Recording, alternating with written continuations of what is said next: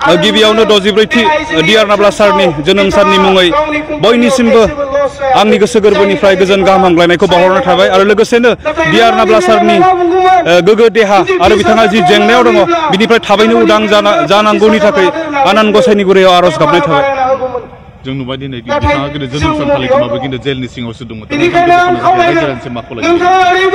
रायजो राजाफोरखौ दिनै खावलायनो गोनां गैया। जों फिल्डआव हाबनानै जों बुजि मोन्दों जों जेब्ला बर' गामि भिजिट खालामो जों बहाबा थाङो अब्ला गोबां जोंनि रायजो राजाफ्रा सोङो रन्जन दैमारिखौ जोङो माला जोंजों लोगोसे मोनगोन, माला उदां जागोन रन्जन दैमारिया, बेबायदि गोबां बाथ्राफोरखौ बुङो आरो गोबां राजखान्थिगिरिफोरखौ दिनै जोंनि बर' रायजो राजाफोरा सोंखारियो।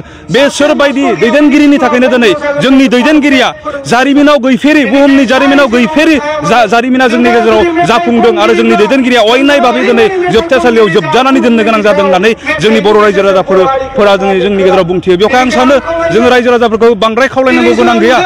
दिनै खावलायनांगौ होननानै बुङोब्ला जायफोरा गोहोआव दङ, जायफोरनि आखायाव दिनै राजखान्थियारि गोहो दङ बिथांमोनखौसो दिनै जों खावलायनांगोन। नोंथांमोना रन्जन दैमारि अर्थात जेसेबांखिनि एनडिबिफोरा दिनै जोबथेसालियाव दङ बिथांमोनखौ दिहुननायनि मुङाव राजखान्थि दा गेले, गुबुनाव नोंथांमोना राजखान्थि गेले। जायफोरा दिनै राजखान्थियाव दङ बिथांमोनखौसो जों खावलायगोन। नोंथांमोना जोंनि जि सुख'हायै मोनसे जेंना जानानै दङ, बर' रायजो राजाफोरा बयबो हास्थायनाय मोनसे जि लुबैनाय जि मोनसे सिमां दिनै जोबथे जानानै दङ बेखौ नोंथांमोना उदां खालामनायाव सानहर खामानि मावनांगौ होननानै दिनै जोङो बर' रायजो राजाफोरखौ खावलाया, नाथाय राजखान्थिगिरिफोरखौ जोङो खावलायनो हास्थायो। राजखान्थि हिसाबै थारमाने बिथाङा षड़यन्त्रनि थाखायनो दिनै बिथाङा जेलाव थादों होननानै नोंथाङा बुंनो सानो नामा? दिनै सिदा बाथ्रा जोङो गोरोबथा माखौ बुङो? जों हमनानै ला नोंदों आंदों नांलायबाय, जोंनि गेजेराव गोरोबनाय फैनांगौबा आं नोंथांखौ क्षमा होनांगोन, नोंबो आंखौ क्षमा होनांगोन, अब्लासो जोङो गोरोबलायनो हागोन। तो बेबायदिनो दिनै जोंनि गेजेराव 2020 मायथाइनि 27 जानुवारियावनो गोरोबथाया जालांबाय। तो भारत हादर आरो एनडिबि अर्थात बर' हारिनि गेजेराव जि मोनसे गोरोबलायि जोंनि गेजेराव जि मोनसे एनआईनि जादोंमोन, जि मोनसे दावहा जादोंमोन, बे दावहाया दिनै गोरोबनायाव फैबाय। नाथाय बियो 100% गोरोबथायाव दिनै ओंथि गोनां हिसाबै बेरखाङाखै।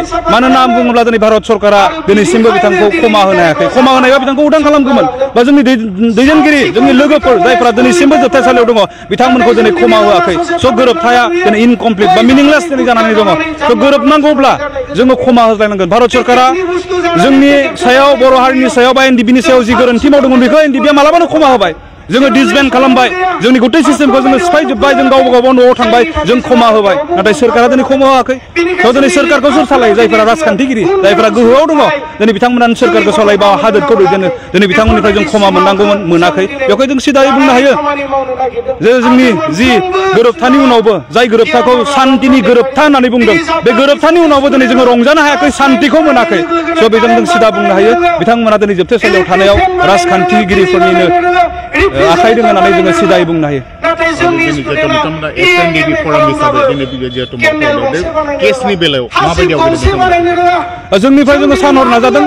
2019 मायथाइयावनो रन्जन सारखौ फार्स्ट ट्रेकआव लाबोनानै कनभिक्ट खालामदों। बे समाव जोंना आफाद दंमोन। लवार कर्टआ कनभिक्ट खालामनाय लोगो लोगोनो जोङो हाइ कर्टआव बिनि केसखौ जुजिनो थाखाय जों सानहरजों खामानि मावदों। एनडिबिआ बे समाव सिस्टेमाव दंमोन, संगठन हिसाबै दङमोन। जों संगठन भाबे जोङो एडभकेट हमनानै एडभकेटनि फिफोरखौ जों होनानै जोङो केसखौ खारथाय होदोंमोन। खाफाल गाज्रि गोदाव सोरावै हाखु दाखुयै 2020 मायथाइनि 27 जानुवारियाव गोरोबथाया जानानै होबाय, आफादखौ सिफायनो गोनां जाबाय। नाथाय जोङो रन्जन दैमारिजों दैदेनजानाय ग्रुप हिसाबै जोङो उदालगुरि जिल्लाया जोङो वेलफेयार ससाइटि जों दानानै लादों आरो बे ससाइटिनि गेजेरजों जोङो हाइ कर्टनि एडभकेटनि फि जिखिनि रांखावरि नांगौ जायो जों गासैखौबो बर' गामि गामि लाइजामनि गेजेरजों अनसुंथाइ बिनानै जोङो गुवाहाटी हाइ कर्टखौ जों सलायहोदों। स' बेबायदियै जोङो बिनि केसखौ जोङो हाइ कर्टखौ जों नाजादोंमोन। नाथाय दुखु गोनां बाथ्रा पलिटिकेल बेकिं मोनैनि थाखाय बिथाङा आखबार माने जोबथेसालियाव थाफाफिननो गोनां जादों। जोंनिफ्राय नाजानाय आरो जुजिनाया दिनै खम जायाखै। जोङो आरो सुप्रिम कर्टआव जोङो नाजागासिनो दङ। फोथायनाय दङ जोंहा दिनै जाय राजखान्थिगिरिफोरा बिथांखौ जोबनानै माने लाखिनानै दोनदों, गोसो खालामबा पावाराव जायफोरा दङ बिथांमोना सानसेयावनो बरननो हायो। बे बाथ्राखौ दोनखोमा जाया, बयबो मिन्थियो। बेवहाय बिथांमोननिबो अननाय आरो उदां खालामनो थाखाय हसा हसिनो खामानि मावनायखौ जोङो मोनगोन होननानै जोङो फोथायनानै दङ आरो बारग' एनडिबिआ गोसो होनानै बिथांखौ उदां खालामनो मोनसेबो खामानि गालाङाजासे जों खामानि मावगासिनो दङ।